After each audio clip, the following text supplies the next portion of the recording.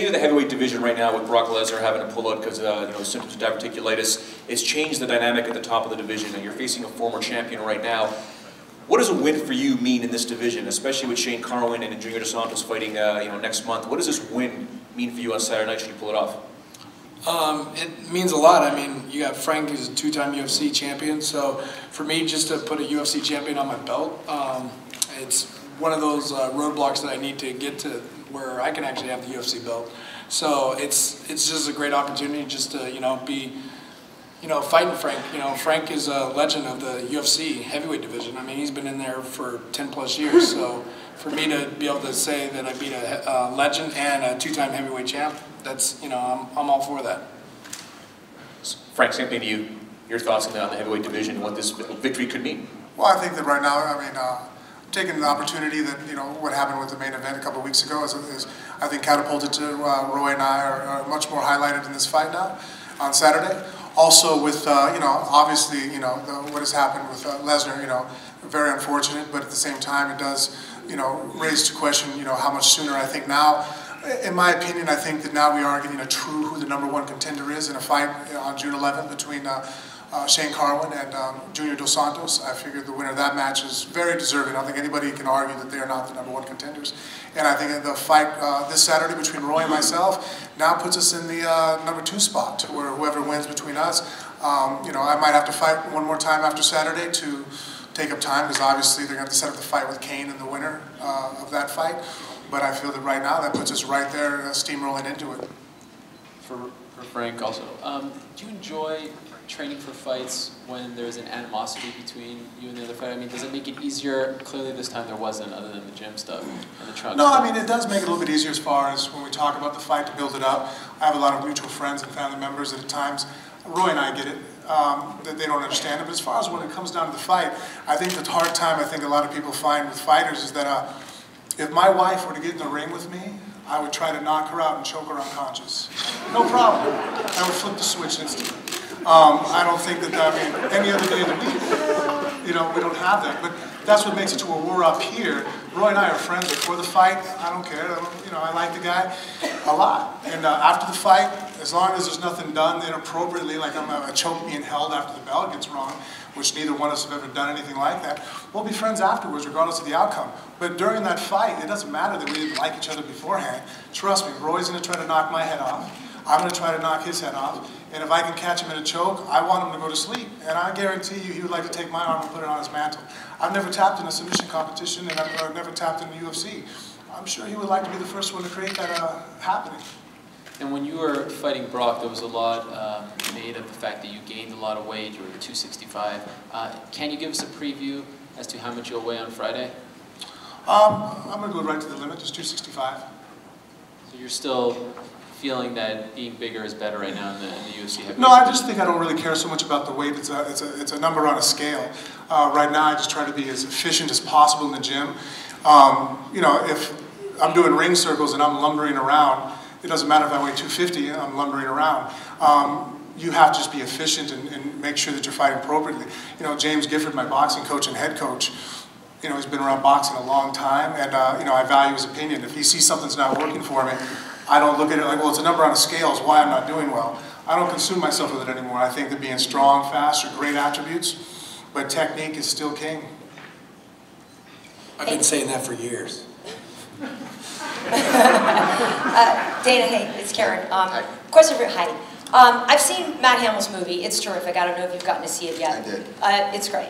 Obviously, Rampage is being very successful in films, and while that does take him away from the Octagon, I have to believe that you must appreciate that a little bit, in that it's helping make UFC fighters household names, and I'm just curious if you can comment on sort of the crossover of your guys into film, into entertainment, and how you feel about that, even though it might take them away from your work. Yeah, no, I like it. It doesn't bother me at all. The whole beef with me and Rampage was the timing of it, the timing of the filming of that movie. I was actually, happy for him that he got that role, and I think he did a great job in it, especially having never acted in a movie before. And I did see Matt's movie right when they first got done making it, and I thought it was great too.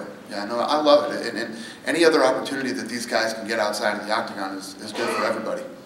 And Rampage, for you, Matt had a young man play him, but I don't know if you've ever thought about who could play you in a film if we were ever to do the Rampage life story. I don't know who would play my child years, because I was pretty rambunctious as a child, a lot worse than I am now. But I think maybe 50 Cent can play the adult Rampage, maybe. I hope.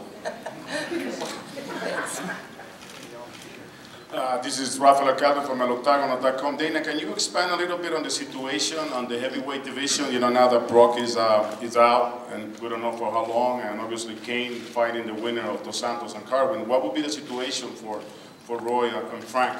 Actually, I think Mir laid it out perfectly. He really did. You know, we're going to find out, you know, who gets to fight Kane after Dos Santos and Carwin fight, and I'm still, in this fight between these two puts them in the mix, and I'm still very optimistic that Brock's going to bounce back from this thing and be back sooner than everybody thinks. So maybe by the first of the year.